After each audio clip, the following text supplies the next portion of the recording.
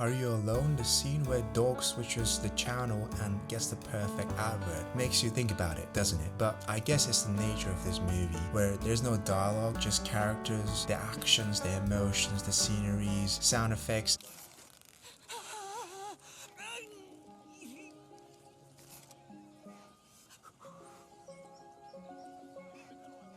And finally some good music to guide us, making us realize that we aren't actually alone.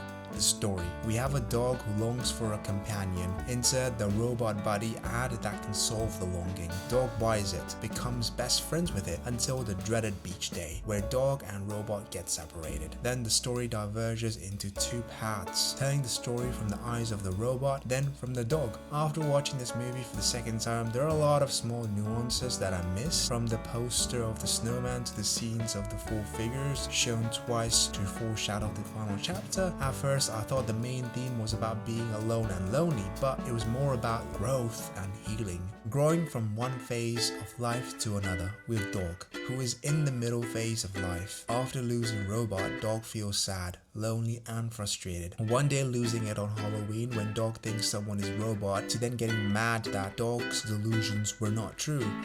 When we're trying to forget a bad memory or not let the thoughts take over, there's something that we typically do.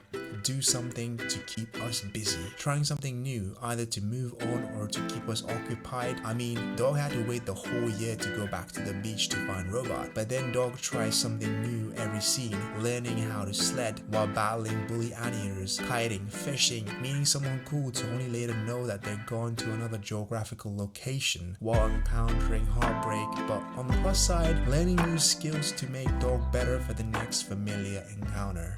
Robot's growth. Next we have Robot, who started in the beginning phase of life, had a roller coaster of events to be very mature by the end. When we first see Robot, it's like a baby imitating and being curious about everything around it until Robot gets separated by Dog and thus begins its journey.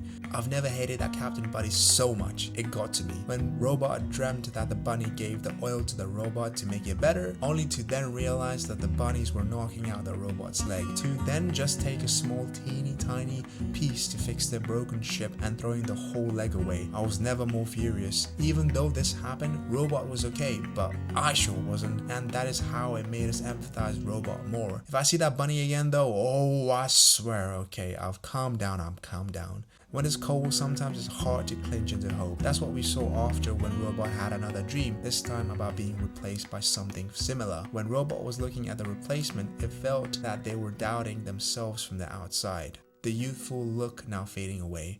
But once the snow started melting, it showed a sign of a new beginning and a new chapter, and that is what we saw with Robot. Instead of thinking about a dog, Robot had something else to think about. The birds who came and the little orange bird being someone who he can rely on, the orange bird, helping it to fly when he was having trouble. This was a very emotional moment because the roles were reversed. It was now the robot helping the bird to take flight and grow up, even gesturing the look it learned from the beginning and when the birds were about to leave.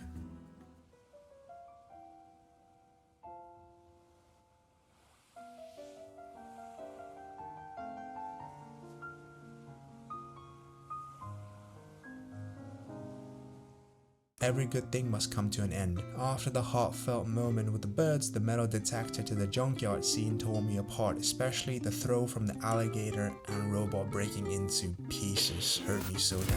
It gave us hope with the birds, then took it all away in that scene, until Rascal came in and fixed Robot up with the new parts, and then we see Robot in its new chapter and a new beginning with Rascal and Robot.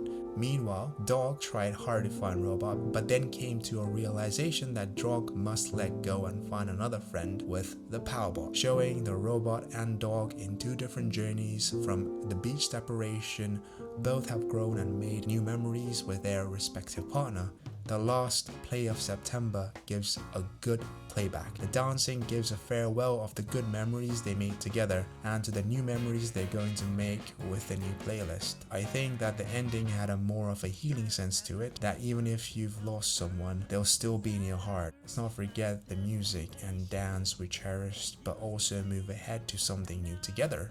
As long as I know that you'll be around, I don't have to keep on searching.